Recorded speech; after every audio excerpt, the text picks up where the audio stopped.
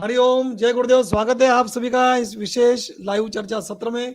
और ये जो आज का चर्चा सत्र है, ये मानव बुद्ध देव और ईश्वर की ओर दोनों चैनल से एक ही समय एक साथ लाइव हो रहा है। और आज का एक खास चर्चा सत्र जिसमें हमारे साथ जुड़ेंगे अभी आशीष कुमार जी, जिन्होंने एक किताब लिखी है लिगेसी ऑफ इनजस्टिस। पूज्य बापू जी की पूरी सच्चाई वो किताब समाज के सामने रख रही है। उसका सारा विस्तार से चर्चा हम उनके साथ करेंगे। आशीष कुमार जी, आशीष कुमार उनका नाम है। तो आशीष कुमार जी भी जल्दी हमारे साथ जुड़ेंगे। और ईश्वर की ओर चैनल और मानव बुद्ध देव चैनल, दोनों चैनल से एक साथ एक ही समय ये लाइव जा रहा है।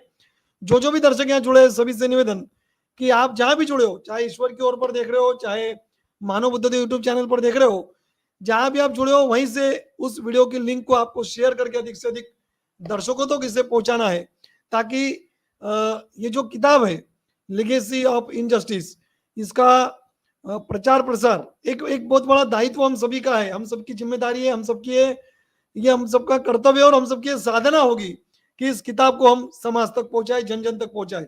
और जैसे कि स्क्रीन पे आप देख रहे हैं, लिगेसी ऑफ इनजस्टिस किताब का नाम।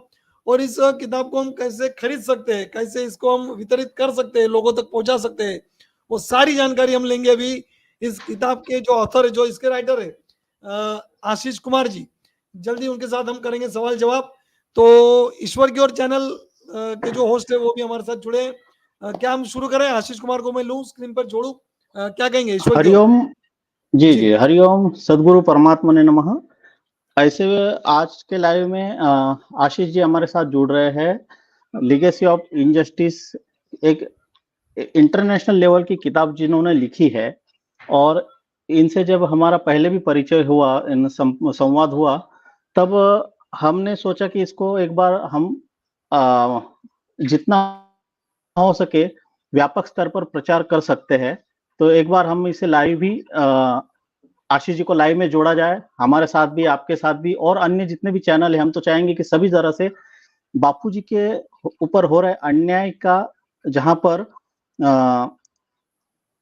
आवाज उठाई जा रही है और जो पीछे षड्यंत्र चला है उसको जो उजागर करती हुई तथ्य की बातें हैं वो जन समाज तक पहुंची जाए।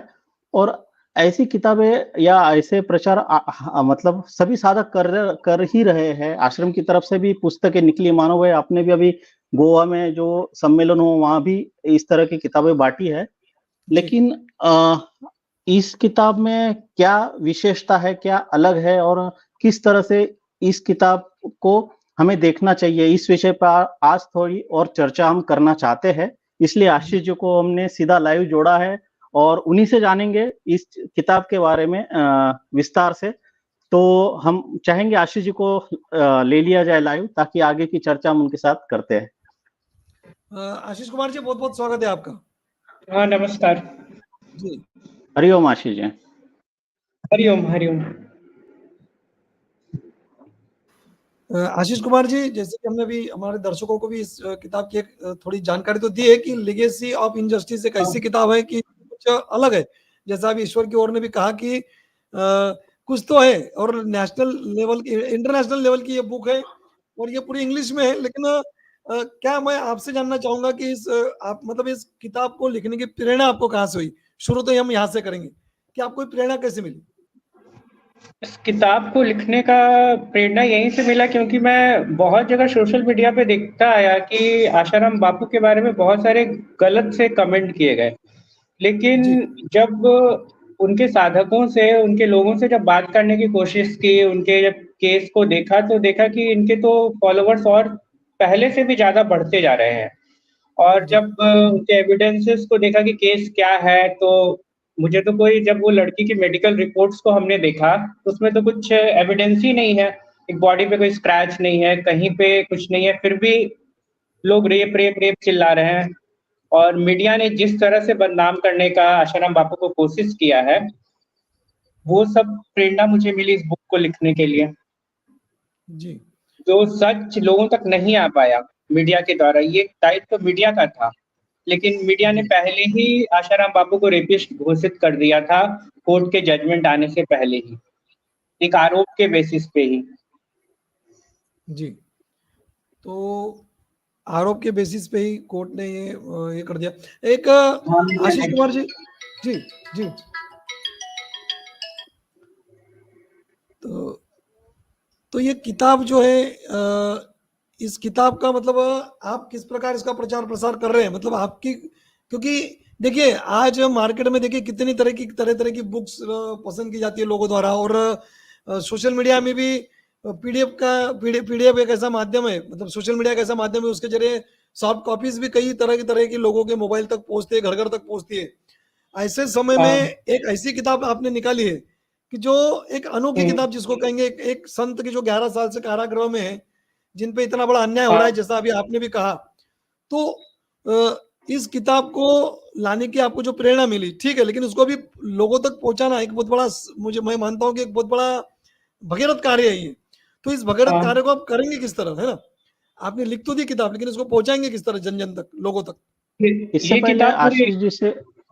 आशीष जी, इससे पहले मैं ये भी मतलब जानना चाहूंगा हाँ। कि इस किताब लिखने के पीछे आपको कितना समय लगा, आपका इसके पीछे क्या क्या रिसर्च रहा, कितना आपके पास एविडेंस है, और कितना जीनियन इसे माना जाए, इस बारे में थोड़ी रूपरेखा और जानकारी इस दीजिएगा। किताब को लिखने में करीब 4 से 8 महीने का समय लगा है मुझे। पहले तो इसको बहुत बेसिक से क्योंकि आशाराम बापू के बायोग्राफी को जब पढ़ना शुरू किया, तब तो बापू के बारे में अगर कोई जानेगा तो उनकी जो ऑरा शक्ति है, जो डॉक्टर हीरा तपाड़िया ने जो रिसर्च किया था उनके ऊपर, जो भी आईएसओ सर्टिफिकेट, उनको आईएसओ का सर्टिफिकेट मिला हुआ था, तो उनके ऑरा के बारे में जब देखेंगे तो आपको खुद मन करेगा कि आशाराम बापू के बारे में जाने। और मीडिया ने तो बहुत अहम रोल निभाया है बापू को बदनाम करने के लिए। जी उतना बदनाम तो और कोई कर भी नहीं सकता जितना मीडिया ने किया। और जब ये दोनों चीज को आप सामने रखेंगे, बापू के जो ऑरा रिपोर्ट है और मीडिया को, तो आपको खुद मन करेगा कि बापू को जानने का कोशिश करें। और जब बापू के केसेस को जब मैंने देखा, तो ऐसा कोई भी मुझे नहीं मिला कि जो उनके बारे में गलत कहता हो। जो उनको जानता हो उनको कोई गलत कह ही नहीं सकता, चाहे वो कितने भी एडवोकेट्स हो, कितने भी जज हो। मेरी खुद बात हुई है सिक्किम के जो चीफ जस्टिस थे, उनसे मेरी फ़ोन पे बात हुई, तो उन्होंने बताया मुझे कि किस तरह से बापू देश के लिए और संस्कृति के लिए काम किए हैं, और उनको जेल में डालने के पीछे का मकसद बताया। मुझे यूपी के एक्स डीजीपी से भी फ़ोन पे बात हुई थी, तो उन्होंने भी इस किताब में अपना व्यू दिया है। बुक के फ्रंट पेज में ही उनका सिग्नेचर के साथ उनका व्यू है। फिर बहुत से एडवोकेट से मेरी बात हुई थी इस केस के सिलसिले में। मेन बापू को जेल में डालने का एक ही कारण है कि बापू ने ये क्या समाज उत्थान के लिए बहुत सारे काम किए, जी। इसमें आपने, इसलिए उनको जेल में डाला गया है। बिल्कुल, वो एक इसमें वर्ड आपने अलग क्या अलग, है, मैं ध्यान से भूल रहा हूँ।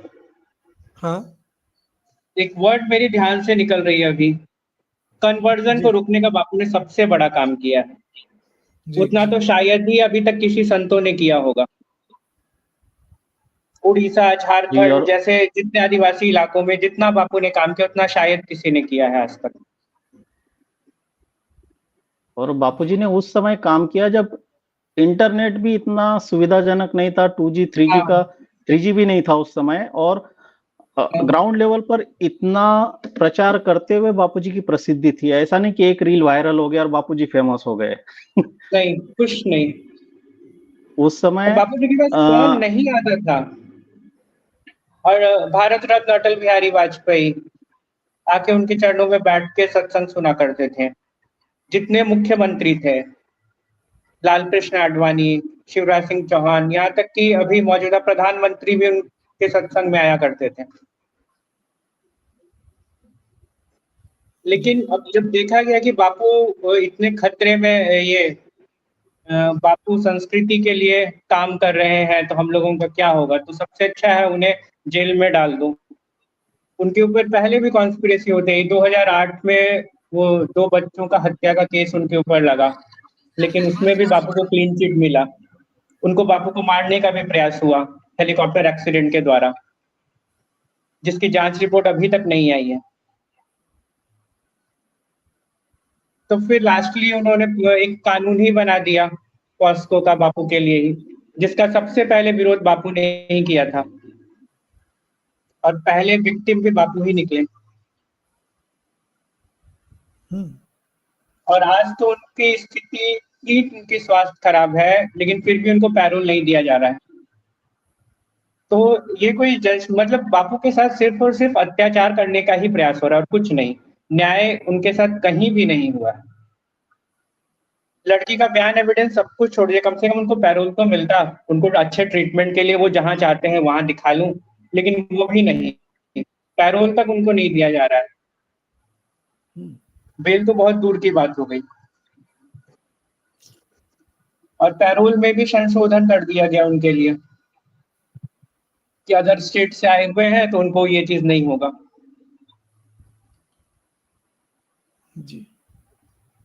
बहुत उनके साथ लेकिन अत्याचार हो रहा है। तो एक मोटा मोटी देखा जाए तो आपने जो किताब लिखी है हाँ, उसमें शुरुआत कैसे, मतलब चैप्टर वाइज अगर देखा जाए तो कहाँ से आपकी किताब में स्टोरी चालू होती है और कहाँ पर आकर खत्म होती है, क्या थोड़ा डिस्क्रिप्शन इसका कर सकते हैं?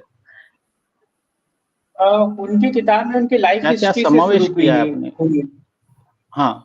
समावेश जैसे उनका जन्म कहाँ से हुआ है, मैंने उन सभी चीजों को फोकस किया है कि जो कि 12 सालों में 11 सालों में मीडिया ने नहीं दिखाया। उन सभी चीजों को मैंने दिखाया, जैसे कि मीडिया भी कहते थे कि आशाराम बापू के जो फादर थे वो कहीं पे कोई होटल में काम करते थे, इस तरह की चीजें इन लोगों ने दिखाया, जबकि उनके बायोग्राफी में तो पता चलता है कि उनके पिता नगर सेठ हुआ करते थे। हम्म, उन सभी चीजों को फोकस करते हुए उनके जो बचपन की चीजें हुई, कैसे वो अपने गुरु से मिले, फिर कैसे उनका शक्तिपात हुआ, उन्होंने समाज के लिए क्या क्या कामें की, मातृ पितृ पूजन दिवस को कैसे उन्होंने वैलेंटाइन डे की जगह उन्होंने मातृ पितृ पूजन दिवस को लाया है। तुलसी पूजन तो बापू का शायद काफी पहले, मतलब शुरुआत से ही, कि आज कोविड में तुलसी का महत्व लोगों को पता चला, लेकिन बापू तो जी। उनके सत्संगों के जब वीडियोस में देखता आया था तो उसमें आ रहा है कि रोज 10 से 15 तुलसी पत्ते खाइए, आपको कभी कोई बीमारी नहीं होगी। और कोविड में जितने लोग बीमार हुए हैं, जिन्होंने बापू के बात को फॉलो किया होगा, उन लोगों को बहुत कम ये सब चीजें हुई थी। बापू ने जितने धर्म के लिए अपने, उस वक्त सनातन खतरे में था बहुत, लेकिन बापू ने जिस जोर शोर से काम किया है शायद उतना किसी ने नहीं किया, इसलिए आज बापू के साथ इतना अत्याचार हो रहा है। और अब तो धीरे धीरे चीजें भी सामने आ रही है, जगह जगह पे ये भी चीज आ रही है कि कैसे पॉस्को का मिसयूज करके लोगों को फंसाया जा रहा है। जी। उत्तर हाँ, ये प्रदेश में मानव भी। भाई आपके लिए जी। एक मिनट। हाँ, ये बोलिए। मानव भाई को कमेंट आई है। मानव भाई जी, किताब के मुख्य अंश को सोशल मीडिया डाला जाए तो अच्छा होगा। हाँ बिल्कुल, सोशल हम इस मीडिया लाइव के बाद बिल्कुल मुख्य अंश सोशल मीडिया पर इसे डालेंगे और किताब के बारे में पूरी जानकारी, उसकी कहाँ पर कैसे उपलब्ध है, सभी चीजें शेयर की जाएगी। बिल्कुल। और जी। इस किताब को एक मतलब इसको खरीदना भी चाहिए साधकों ने, और अधिक से अधिक लोगों तक पहुंचाने का प्रयास, जो हार्ड कॉपी है वो भी प्रयास होना चाहिए। सोशल मीडिया में तो ठीक है, हम उसके अंश डालेंगे ही, लेकिन जो हार्ड कॉपी है वो भी घर घर में जानी चाहिए, ऐसा कुछ प्रयास हो। तो वही मैं सवाल इनसे करूंगा, आशीष कुमार जी, कि हम इसको किस तरीके से खरीद सकते हैं, मतलब कहाँ से कैसे इसको खरीदे और कैसे? जी, किताब Amazon, Flipkart, Google play books और फॉरेन में जितने भी साइट्स हैं, पूरे 150 कंट्री में अवेलेबल है।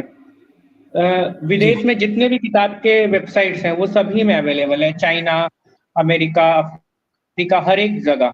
और ई बुक्स अगर किसी को मोबाइल में भी पढ़ना है वो भी गूगल प्ले बुक्स पे अवेलेबल है। अच्छा अच्छा। वैसे कुछ लिंक्स मैंने यहाँ डाली है इस वीडियो के डिस्क्रिप्शन में, हाँ, हाँ। ईश्वर की ओर पे भी आ जाएगी, वो हाँ, डिस्क्रिप्शन हम में भी इसको अभी भी डाल अपने दी, टेलीग्राम पे, फेसबुक पे, सब जगह इसको शेयर कर देंगे। उसको शेयर कर देंगे। हाँ बिल्कुल। और उसमें एक साधकों के लिए भी आपने एक लिंक दी हुई है, वो लिंक भी डालिए, और अमेजॉन हाँ, की भी सब अलग अलग लिंक्स उसमें दिए हैं, वो सब डालिए जी डिस्क्रिप्शन हाँ। में। तो रमेश कुमार जी, विद्यावती जी, कमेंट्स तो कई सारी आ रही है, किसी का कोई सवाल भी हो तो पूछ सकते हैं।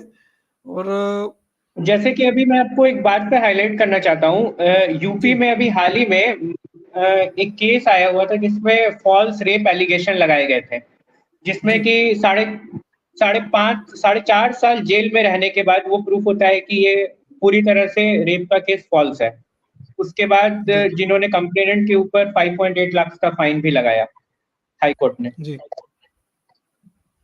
जी और ऐसे ही हमारे यहाँ झारखंड में भी एक केस था, एक महिला कर्मचारी ने अपने अधिकारी के ऊपर केस किया था रेप का, जो कि 13 महीना जेल में रहने के बाद प्रूफ हुआ।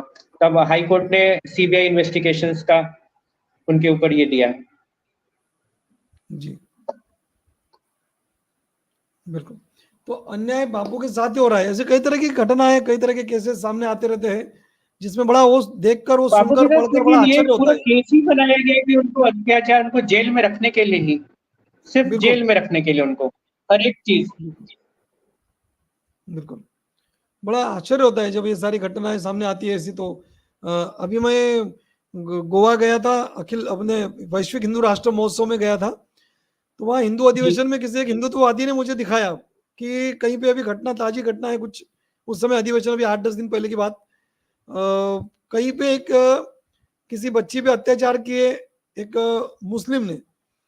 तो न्यायालय कहता है कि हाँ क्योंकि वो नमाज पढ़ता है उसको फांसी नहीं दी जा सकती। वो नमाज पढ़ता है 5 समय की, और उस लड़की की बहन के साथ भी उसने कुछ नहीं किया, उसने उसको तो कुछ भी नहीं किया, लड़की पे रेप किया, उसको मार भी दिया, फिर भी उसको फांसी नहीं दी जा सकती क्योंकि उसने 5 समय की नमाज वो पढ़ता है। तो उसमें आगे सुधार हो सकता है, वो सुधर सकता है। बताइए, 5 समय की नमाज पढ़ रहा है इसलिए उसको कोर्ट कहता है कि इसको फांसी नहीं दी जा सकती। कितना बड़ा यानी हंसी, इसमें गुस्सा भी आता है और हंसी भी आती है। ये स्थिति है हमारे देश की। और हमारे बापूजी जिन्होंने पूरा जीवन सनातन धर्म के लिए समर्पित कर दिया, 11 वर्षों में उनको ना बेल दी जाती है ना पैरोल दी जाती है। तो क्या हाँ कितनी आवश्यकता है आज, ये जो किताब है आपकी, इसकी कितनी जरूरत है आज, जन जन तक इसको पहुंचाना बहुत आवश्यक है, क्योंकि लोग समझ ही नहीं रहे सच्चाई क्या है। तो ये बड़ा सच है और कड़वा सच है कि एक संत के मानव साथ भाई, हो रहे इसमें अत्याचार को, अन्याय को। जी जी इसमें एक बात और जोड़ने जैसी है। सभी जन जन तक तो पहुंचाना जरूरी है। हम सभी साधक सुप्रचार सेवा में लगे हुए हैं। कोई पोस्ट में आए, कोई वीडियो से, कोई किताब, जैसे आपने भी अभी वहां पर सभी जो क्या बोलते हैं उसे, अधिवेशन या गोवा में हुआ हाँ था आपका शिविर, वहां पर सबको बांटा। तो जी मुझे लगता है ये जो किताब इंग्लिश में अभी इन्होंने निकाली है, जो इंटेलेक्चुअल लेवल के है, बड़े बड़े पदाधिकारी, जजेस और इस लेवल के जो जहां तक सभी लोग नहीं पहुंच पाते, तो शायद वो उन तक भी ये उनके माध्यम में पहुंचे। बहुत से ऐसे भी लोग होते हैं जिनको हिंदी पढ़ना लिखना ज्यादा अनुकूल नहीं होता, लेकिन इंग्लिश में है। बातें करते हैं। जी जी जी, आपने अच्छा आपने जो कहा बिल्कुल सही। मैं गोवा के अधिवेशन में अभी जो किताबें बांटा हूँ, वहाँ सभी हिंदुत्ववादियों को, वकीलों को, साधु संतों को, कईयों को मैंने किताब दी है वहां पे। तो कईयों को बड़ा आश्चर्य हुआ वो देखकर, पढ़कर, कि हमको भी ऐसा पता नहीं था। कईयों ने बताया, उसमें उसमें अधिकतर लोगों को तो पता था बापूजी की सच्चाई, लेकिन अधिकतर लोगों ने आश्चर्य व्यक्त किया। लेकिन उसमें मुझे कुछ ऐसे भी मिले कि ये किताब यदि इंग्लिश में होती तो बहुत अच्छा होता। जैसे वाह। एडवोकेट अमृतेश जी, जो हिंदू विधिज्ञ परिषद के राष्ट्रीय उपाध्यक्ष है, उनसे भी जब मैं मिला तो उन्होंने बात तो मेरे से हिंदी में की। हिंदी समझते हैं, बोल भी पाते हैं, लेकिन उन्होंने मुझसे यही कहा कि किताब तो मैंने ली बोले आपकी, लेकिन थोड़ा यदि ये इंग्लिश में होती तो मैं इस विषय को अच्छे से समझ पाता, बोले, ऐसा उन्होंने कहा। तो ऐसे ये जरूरी थी, ये किताब भी आना बहुत आवश्यकता थी इस किताब की। नहीं, मैंने ये चीज को और नोटिस किया था शुरुआत में ही किताब लिखने से पहले, जब जी आशाराम बापू के एक हरिओम ग्रुप करके वेबसाइट है, वहां से मैंने जब बापू के बहुत सारे किताब्स को देखा, तो देखा कि जी इंग्लिश की किताबें बहुत कम है, और जो बड़े बड़े पदाधिकारी हैं, ऑफिसर्स हैं, वो लोग इंग्लिश को ही प्रेफर करते हैं पढ़ने के लिए एज ए बुक में।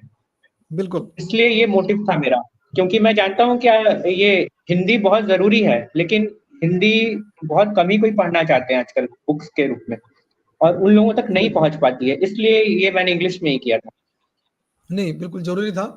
हाँ एक सच्चाई जिन तक हमको पहुंचाना है उन तक पहुंचेगी इस किताब के जरिए। हाँ तो अ, और देखा जाए तो ये पहला हम- ऐसा किताब होगा जो षड्यंत्र का पर्दाफाश करते हुए इंग्लिश में छपी है, ऐसा मुझे लगता है। बराबर हाँ, होगा? बिल्कुल। हाँ, एक एक रमेश कुमार जी की कमेंट है, थोड़ा उनकी कमेंट एक सीधा सीधा, मतलब आशीष कुमार जी आपकी वो प्रतिक्रिया जानना चाह, मतलब आपके विचार जानना चाह रहे हैं। जैसे कहा जाता है कि बापू जी लीला कर रहे हैं और कई ये भी हम कहते हैं कि षड्यंत्र है।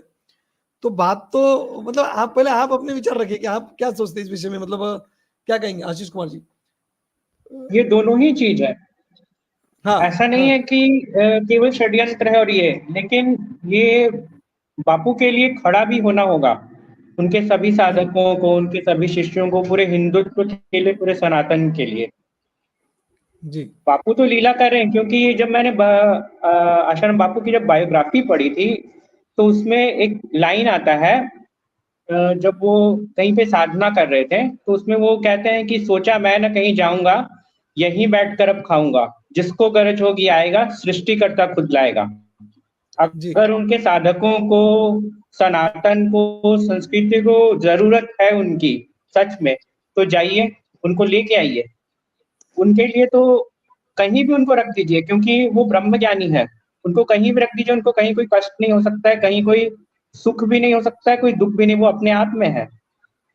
लेकिन अगर हम लोग ये कह के बैठ जाए कि वो बापू की लीला है, तो फिर ऐसे षड्यंत्र और भी सबके साथ होते रहेंगे। ये तो एक परंपरा बनते आई है कि संत है तो उनको सताया जाए, संत है तो उनको जेल में डाला जाए। तो ये परंपरा को रोकनी होगी।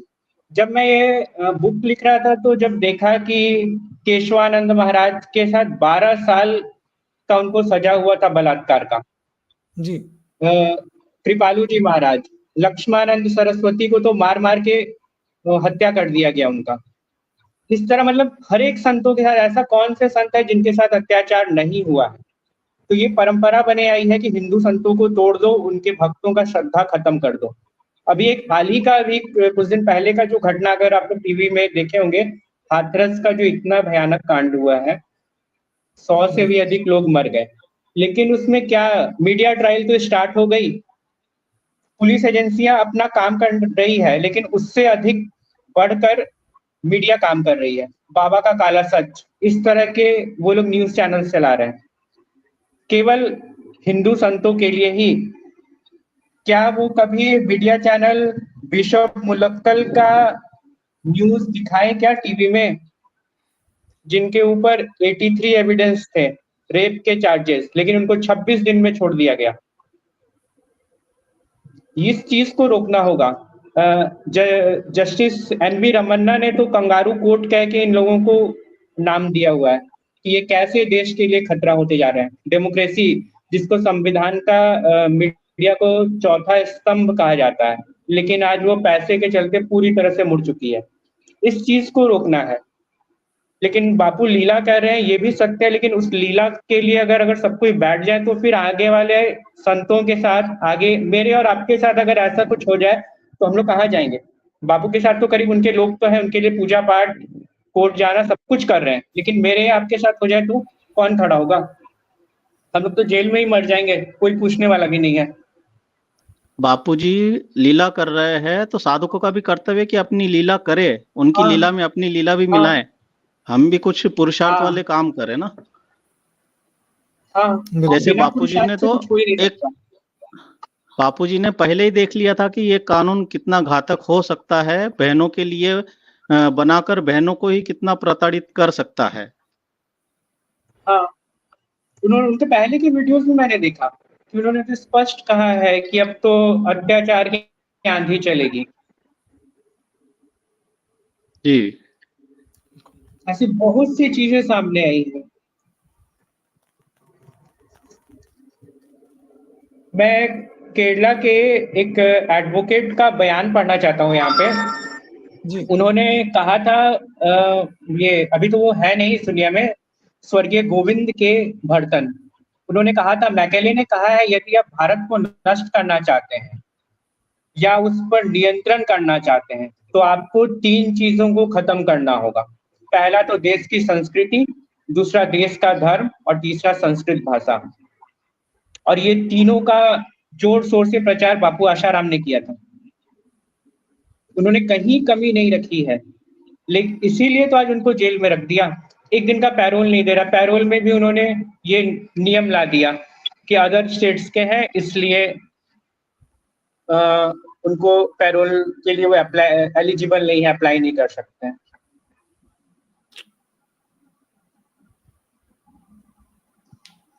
कि पूरी तरह से उनको जेल, मतलब कि कुछ भी कर लीजिए, आपको जेल से हम लोग बाहर नहीं लाएंगे, इस तरह से कानून बना दिया जा रहा है, इस तरह से नियम बना दिया जा रहा है।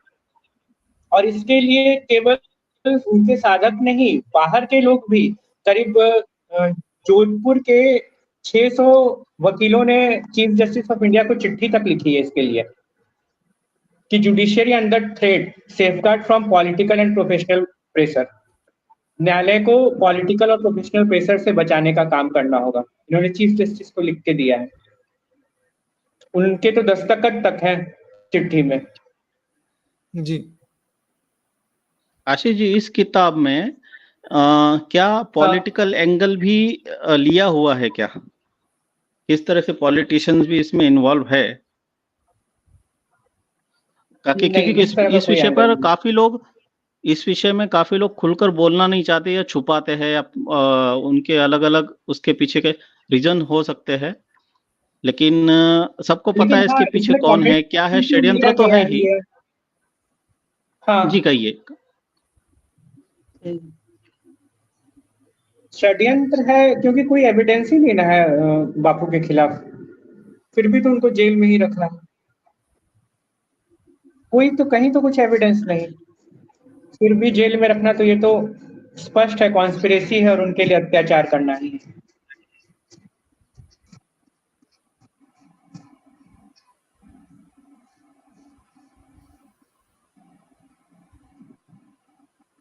जी, तो कमेंट्स तो कई सारी आ रही है। जो भी ईश्वर की ओर चैनल पर और मानव बुद्धिदेव चैनल पर जुड़े सभी दर्शकों को एक निवेदन, यदि आपको कोई मतलब सवाल करना हो तो बिल्कुल आप कर सकते हैं, कमेंट कर सकते हैं। आशीष कुमार जी से हम उसका जवाब जरूर लेंगे, कुछ भी आपको पूछना हो किताब के बारे में। और लिंक्स तो सारी यहाँ मैंने दी हुई है डिस्क्रिप्शन में, और दोनों चैनल पे मिल जाएगी आपको, अभी ईश्वर की ओर पे भी आ जाएगी, मैंने भी यहाँ डाली हुई है। तो उस लिंक के जरिए आप इस किताब को खरीद सकते हैं और जरूर खरीदें, क्योंकि इसमें जो सच्चाई है वो मतलब वो पढ़कर हम भी लोगों तक और अधिक, हमारी मतलब कई ऐसे बातें होती है कि जो हम तक भी नहीं पहुंची हो, साधकों तक भी हो सकता है ऐसी भी कुछ बातें उसमें मिल जाए और हम लोगों तक पहुंचाने को, हम मतलब पहुंचाने का हमें एक अवसर मिल जाए। ये एक बहुत बड़ी सेवा है, बहुत बड़ी एक हमारी जिम्मेदारी है। आशीष कुमार जी, और आप क्या कहना चाहेंगे इस किताब के बारे में दर्शकों से? देखिए ना, इंडिया की स्थिति इतनी बुरी होती जा रही है कि ह्यूमन डेवलपमेंट इंडेक्स, जो कि देश का सोशल और इकोनॉमिक डेवलपमेंट को के बारे में बताता है, वहां पे इंडिया की रैंकिंग 134 है और हम लोगों से ऊपर भूटान की और बांग्लादेश की स्थिति अच्छी होते जा रही है। बांग्लादेश 129 नंबर पे है और भूटान 125वें नंबर पे। तो अब सरकारें कहती है कि हम लोग सामाजिक और इकोनॉमिक डेवलपमेंट कर रहे हैं, लेकिन कैसे? जो इसका मूल स्तंभ है संत, उनको हम लोग जेल में डाल करके विकास की अगर कामना करें तो ये कभी संभव नहीं ना हो सकता है। जी क्योंकि सरकार अगर कुछ भी काम करती है तो उसके पीछे किसी न किसी तरह का स्वार्थ होता है, लेकिन संत तो निस्वार्थ होकर के ही काम कर रहे हैं। और अगर उसको आप जेल में डाल दीजिएगा और भारत को चाहिए कि हम विश्व गुरु बनाए, तो वो तो कभी संभव ही नहीं है, कहीं से भी नहीं। इसलिए तो ये रिपोर्ट आ गया 134वें नंबर पे इंडिया है। ये कितनी खराब चीजें होती जा रही है। और बापू को जेल में रखना केवल उनके भक्तों को ही नहीं, ये पूरे देश और पूरे समाज के लिए है। बापू ने कभी हिंदू के लिए या किसी एक धर्म जाति के लिए काम नहीं किया है, उन्होंने सबका विकास के लिए काम किया है। उनके सत्संग में जब मैं वीडियो देखता हूँ तो मुस्लिम, क्रिश्चियन, ईसाई सभी कोई वहां पे, पारसी लोग तक वहां जाते थे। और इस किताब को लिखते समय मैंने कुछ मुस्लिम इमाम से भी बात किया, उन्होंने भी अपना व्यू दिया है इसमें कि उनको जेल में रखने से क्या क्या फायदे होंगे, कितने मल्टीनेशनल कंपनियों को फायदा होती है। क्योंकि बापू ऐसा ही काम किए हैं कि मल्टीनेशनल कंपनियों को नुकसान होता था, उन्होंने स्वदेशी को अपनाने के लिए कहा है। वैलेंटाइन डे से कितना देश को आर्थिक नुकसान हो रहा था, उस चीजों से बचाया है। और आज तो ये ट्रेंड चल रहा है कि युवाओं को बर्बाद कर दो तो देश अपने आप बर्बाद हो जाएगा। लेकिन बापू ने युवाओं को बचाने के लिए जो मुहिम चलाई थी वो तो आज भी चल रही है, लेकिन वो बाहर होते तो मुझे लगता है इससे और अधिक हो पाता।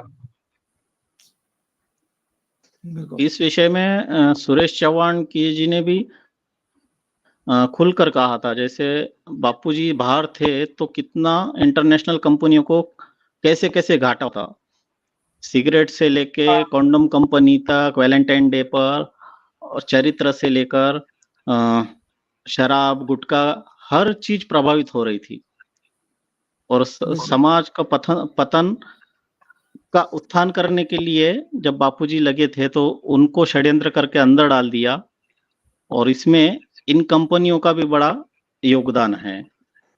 बिल्कुल आंकड़ों में क्योंकि रखा षड्यंत्र के लिए पैसे चाहिए, तो वो पैसा उन्हीं लोगों ने स्पॉन्सर किया उन लोगों को। और सबसे दुख की बात है कि प्रधानमंत्री को आज तक 12 साल में कभी भी आशाराम बापू के समर्थन में या उनके लिए किसी भी तरह का कमेंट नहीं आया उनका। जबकि वो तो पहले कहते थे कि मैं बापू के जब सत्संग में जाते थे तो मैं मुख्यमंत्री बन के नहीं, मैं आपका नरेंद्र बन के आया हूँ। तो वो नरेंद्र आज कहाँ है, 12 साल से क्यों चुप है, ये सवाल भी तो होना चाहिए उनसे मिलना चाहिए लोगों को। क्या हो गया, ऐसी क्या आपकी नाराजगी है? बिल्कुल। तो और जबकि मध्य प्रदेश के जो मुख्यमंत्री थे शिवराज सिंह चौहान, उन्होंने भी तो कहा भाई साहब नहीं चाहते हैं कि बापू बाहर आए। जी एक पॉलिटिकल प्रेशर, ये तो जैसे त्रिवेणी कंचना जी भी कह रही है, उनकी कमेंट में दिखा रहा हूँ स्क्रीन पर कि political pressure is destroying this case but a conspiracy is difficult to prove. तो पॉलिटिकल प्रेशर और ये राजनेताओं का प्रेशर तो ही है, और जैसे सुब्रमण्यम स्वामी ने भी खुलकर इस बात को रखा था बिल्कुल। तो हाँ, उन्होंने भी तो कहा था Asaram Bapu was suffered this bogus case because of the 3 highly placed politicians, 2 from Gujarat and 1 from Italy. Italy, yes. वो तो गुजरात के इटली के हैं। बिल्कुल बिल्कुल। तो इसमें लीगल भी कुछ नहीं कर सकती है, हाँ क्योंकि वो ऐसा नियम ही ला दिया जा रहा है। जी। तो अब आपको क्या लगता है आशीष कुमार जी, आगे क्या संभावना लगती है आपको, मतलब आपके विचार? आपने 7-8 महीने जी 7-8 महीने की आपकी मेहनत है, 7-8 महीने में आपने काफी स्टडी करके इस किताब को लिखा है, तो आपको क्या लगता है अभी आगे क्या मतलब संभावना है बापूजी के केस को लेकर, क्या लगता है आपको क्या हो बापू सकता जी के है? केस को यही है कि जितने भी साधक है वो लोग एकजुट होकर के लोगों से मिले, बड़े बड़े ऑफिशियल से मिले जा करके और उनके लिए बात करें, एक ग्रुप बना करके, जैसे कि ह्यूमन राइट कमीशन में जाए, चीफ जस्टिस के पास जाए, अपने अपने जो स्टेट के जो चीफ जस्टिस है वहां पे जाए, डिस्ट्रिक्ट जज के पास जाकर के उनसे बात करें, उनका व्यू ले और उस चीज को रखें। प्राइम मिनिस्टर से मिलना है तो वहां मिले, होम मिनिस्टर से मिले बापू के केस को लेकर के। आज नहीं उनके पास समय है, कल है, परसों है, किसी ना किसी दिन तो समय देंगे। राष्ट्रपति से मिले, क्योंकि उनकी स्वास्थ्य बहुत ज्यादा खराब होते जा रही है, जैसा मैं उनके मेडिकल बुलेटिन को देख रहा था। जी क्योंकि उनकी उम्र भी एक होती जा रही है, एक शरीर का भी एक लेवल होता है। क्योंकि अगर हाथ पे हाथ अगर कोई धर के बैठेगा तो कुछ नहीं हो सकता है, क्योंकि ऐसा ऐसा कानून ही आ जा रहा है कि उनको पैरोल तक नहीं देने के लिए नियम 2021 में इस चीज को ला दिया गया। पॉस्को तो लाया ही गया उनके लिए, फिर जब उनको सजा हो गई तो उसके बाद उसमें संशोधन कर दिया गया। हाँ, इसी चीज की मैं बात कर रहा था। जी देखिए इसमें किस स्पष्ट तरह लिखा हुआ से है। ये क्या चीज है, ये जरा जी? बताइए क्या चीज है ये? जी आशीष कुमार जी इस पर बोलिएगा थोड़ा। ये क्या इसमें डॉक्यूमेंट, यही क्या लिखा हुआ चीज है, है दे जरा? शैल नॉट आवाज तो कटी, तो इसमें यही लिखा हुआ है, they shall not apply to person who have convicted by a court और a court of other state. वो लोग पैरोल के लिए अप्लाई नहीं कर सकते हैं जो दूसरे स्टेट से आए हुए हो कैदी। ओह इसके अच्छा, बारे में पूरी मतलब वीडियो कीर्ति आहूजा ने अभी 2-3 दिन पहले डाली थी। जी, कीर्ति आहूजा जी का एक वीडियो आया था अभी। बिल्कुल। हाँ, मतलब अभी हाल में ही उनका गुजरात आया का हुआ था, अगर और ये देखिए ना पर्सन, कि 2021 में है। मतलब अगर समझो महाराष्ट्र का है, गुजरात का कोई पर्सन है और वो जोधपुर जेल में बंद है, तो उसको बाहर वो अप्लाई नहीं कर सकता, ऐसा इसका कहना है। हाँ, हाँ। अच्छा, ये तो डिस्क्रिमिनेशन हो रही है, उनके साथ भेदभाव हो रही है। तो अगर न्याय करने वाले मानवता ही तो अगर एक कैदी में इतना भी अन्याय है। करेंगे, देखिए, 2 तरह की प्रेशर हो रही है। कोर्ट के ऊपर पॉलिटिकल और प्रोफेशनल प्रेशर है, इसलिए वो लोग बेल नहीं दे सकती है। अब रही बात पैरोल की, तो पैरोल में स्टेट गवर्नमेंट ये रूल ला दिया। उनका सीधा-साधा कहना है कि आप जेल में ही रहिए और आप कहीं मत जाइए। नहीं तो आप बाहर आएँगे तो आप सनातन और हिंदू संस्कृति के लिए आप काम करेंगे, जो कि वो चाहते नहीं है सरकार या जो भी मल्टीनेशनल कंपनी, इसलिए आप जेल में ही रहिए।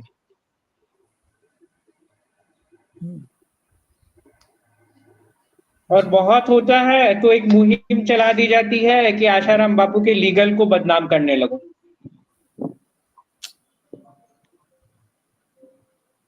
मतलब कि किसी भी तरह से उनके संस्था को, उनके लोगों को तोड़ दो। और लेकिन लोगों को ये जानना होगा कि ऐसे में लीगल कुछ वर्क नहीं कर पाती है। और जब बिल्कुल। तक ये केस ऊपर नहीं जाएगा तब तक लीगल नहीं प्रूफ हो पाता है। स्वामी नित्यानंद को 12 साल जेल में रहना पड़ा। ऐसे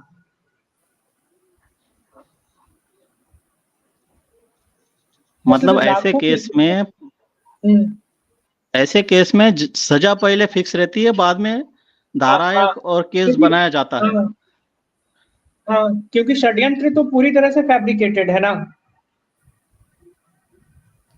मेन मकसद सजा और देना नहीं, बापू आशाराम के ऊपर अत्याचार करना है। मानवता तो हो सकती है कि हाँ, उनको ट्रीटमेंट के लिए तो छोड़ सकते हैं। उनके स्वास्थ्य खराब है, वो कोई सत्संग करने या अपने परिवार से मिलने या कहीं घूमने या और कुछ के लिए नहीं मांग रहे, या कहीं शादी में जाने के लिए नहीं, या किसी भी चीज के लिए। वो अपने स्वास्थ्य के लिए, ट्रीटमेंट के लिए मांग रहे हैं। लेकिन उस चीज में भी कह दे रहे, they shall not apply to person who have been from other state. जी। इसका स्पष्ट है कि आप जेल में ही रहिए।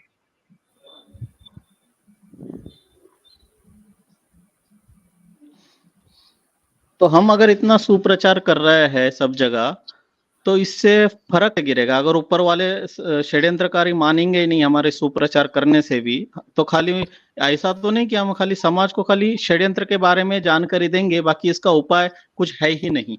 ऐसा कुछ है क्या?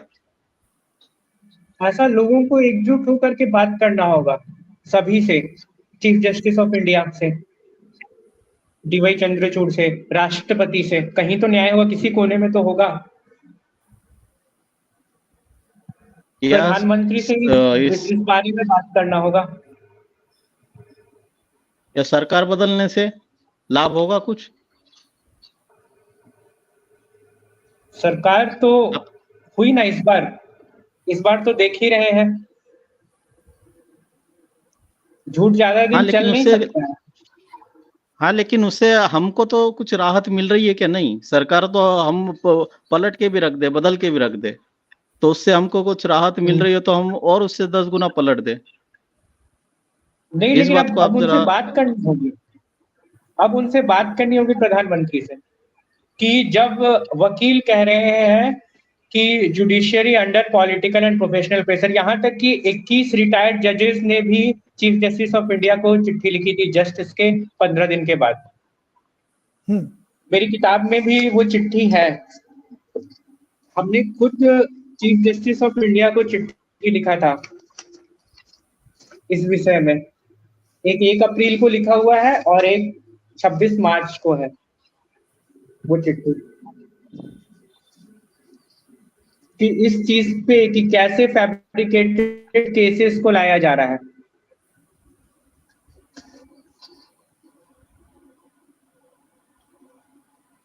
जी, तो फिर अभी करना है पूरा, क्या कहें, क्या कहेंगे? और किताब अभी कई दर्शक देरी से भी जुड़े हैं, तो एक बार फिर संक्षिप्त में इसकी एक जानकारी आप दे दीजिएगा आशीष कुमार जी, किताब का उद्देश्य और इसको किस तरीके से हम इसको मतलब खरीद सकते हैं, कहाँ से ले सकते हैं इस किताब को, एक बार दे दीजिए। जो देरी से दर्शक जुड़े फिर हम पूरा करेंगे, और किसी की कोई कमेंट हो, कोई सवाल हो तो वो भी ले लेंगे चलते चलते। हाँ, किताब का मेन यही उद्देश्य है कि जो डेमोक्रेसी का चौथा पिलर जिसको हम लोग कहते हैं, उन्होंने जी, आशाराम बापू की जो सच्चाई को नहीं दिखाया, वो सारी सच्चाई इसमें है। किस तरह से पॉस्को एक्ट का मिसयूज किया गया और किस तरह से कंगारू मीडिया अपनी लाइन क्रॉस करके रिपोर्टिंग कर रही है, ये जी, सारी सच्चाई इसमें है।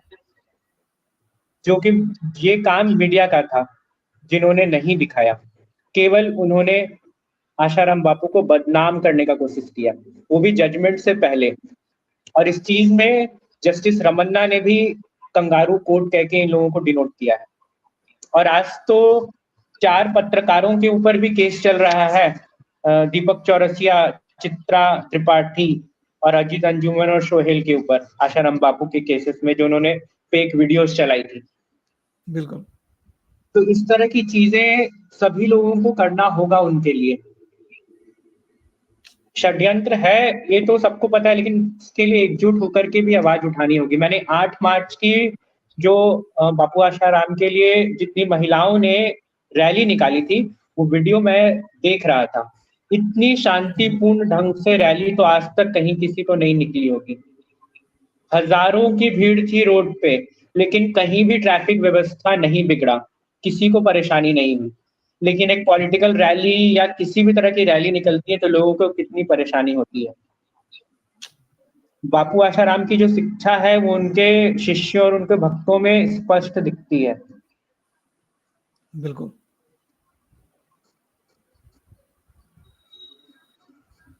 ये बहुत अच्छा, जरूरी इस है बापू को किताब बाहर आना अभी इसमें।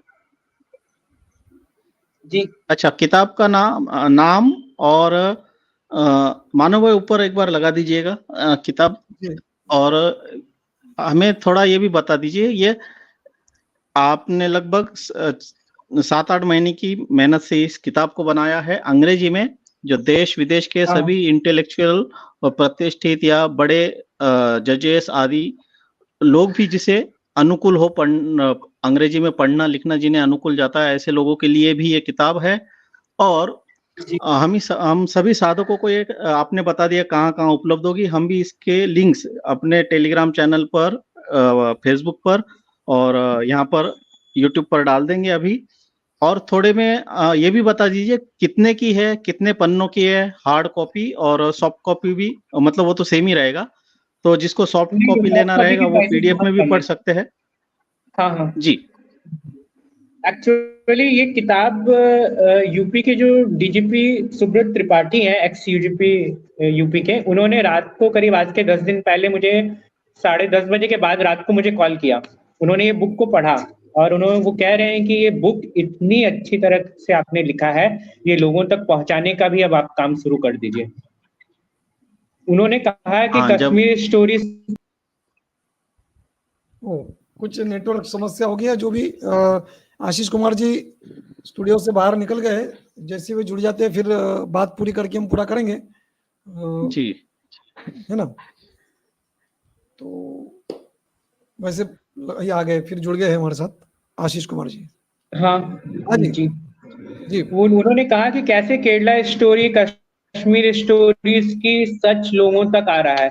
तो क्या ये जी, परंपरा ही बन गए हैं कि पहले घटना को हो जाने दो, उसके बाद उस चीज को बताओ? उस चीज को रोकने का आप लोग काम कीजिए। उन्होंने करीब 15 से 20 मिनट रात को मुझसे बात किया और वो जी, यहाँ तक बढ़िया। कि ये भी कह रहे हैं कि भारत अभी रामराज नहीं, रोमराज की तरफ बढ़ रहा है। हम्म,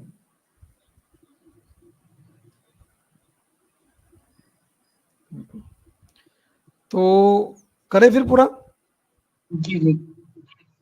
जी, हाँ तो आशीष जी, ये और कुछ पॉइंट अगर छूट गए हो, आपको लगता है कि आपको किताब के बारे में कुछ चीजें रह गई हो या बताना चूक गया हो, जी, अगर फिर इसके बारे में एक बार आप, और लोगों के कमेंट्स एक बार पढ़ के फिर हम लोग कर लेंगे फिर कभी। जी हाँ इस पे चलेगा। प्रतिक्रिया आने देते हैं एक बार लोगों का। ये देखिए, एक जवाब आपका अभी ले लेते हैं। जी जी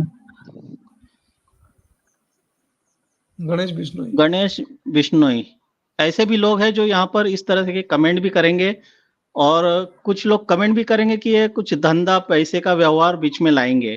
तो मैं तो इसीलिए कोई जानना दिक्कत चाहता नहीं था बस कि इसका कॉस्टिंग क्या है, इसका कॉस्टिंग क्या है, और इसकी आप इसमें किस हद तक छूट दिया है। आपने पहले इसका प्राइस क्या डिसाइड किया था और बाद में अभी प्राइस क्या है, ये भी हम जानना इसकी चाहेंगे। प्राइसिंग एकदम मिनिमम है अमेजोन पे 400 की फ्री डिलीवरी के साथ। और और आपने और पहले क्या एक्सपेक्ट रखा था? इसका पहले से ही मिनिमम कॉस्टिंग है, इसमें कहीं कुछ ठीक है। नहीं है। और ये अमेजोन अपने तरफ से भी इसमें कुछ 5 की 10% का वो अपने तरफ से डिस्काउंट भी दे रही है। जी और अगर किसी को भी इससे भी कम रेट पे अगर बल्क क्वांटिटी चाहिए तो वो डायरेक्टली कांटेक्ट कर सकते हैं मेरे इंस्टाग्राम पेज पे या फिर मुझे ईमेल के द्वारा, अगर बल्क क्वांटिटी अगर किसी को चाहिए तो। ठीक है, ये भी। हाँ, और बल्क में कितना मतलब जरूरी है लेना, अगर लेते हैं तो मिनिमम? कम से कम 2 कॉपीज तो। अरे तो कुछ नहीं, 2 कॉपी तो फिर। हाँ, वो 2 कॉपी से ही वो लोग, ये तो एक्चुअली बुक तो मैंने लिखा, ये सारी सप्लाई और ये सब कुछ तो पब्लिशर ही करते हैं। अच्छा जो ठीक भी है। है वो पब्लिशर से ही डिलीवरी होती है सब कुछ। समझदार लोगों को आगे आना चाहिए, बिल्कुल। और जो आगे आते हैं उनको हमें सपोर्ट भी हाँ, करना उनका भी चाहिए। समर्थन करना चाहिए जी। बिल्कुल, इसीलिए हम, आशीष भाई ने इतना इस षड्यंत्र को देखते हुए अंग्रेजी में किताब लिखी। देश में विदेश में इंटरनेशनल लेवल की ये किताब है, और सभी साधक अपने लेवल पर, अपने स्तर पर प्रयास कर ही रहे हैं। इन्होंने भी अपनी योग्यता का उपयोग करके इस किताब को लिखने में बड़ा परिश्रम किया है। तो और इस किताब को आगे बढ़ाइएगा, लीजिएगा, खरीदिएगा और जन जन तक पहुंचाइएगा, ताकि मुझे लगता है ये अंग्रेजी में पहली किताब होगी जो षड्यंत्र का इस तरह से पर्दाफाश करती है और एक एक तथ्य की सामने रखती है। ठीक है मानो भाई। जी कर दे फिर पूरा, है ना?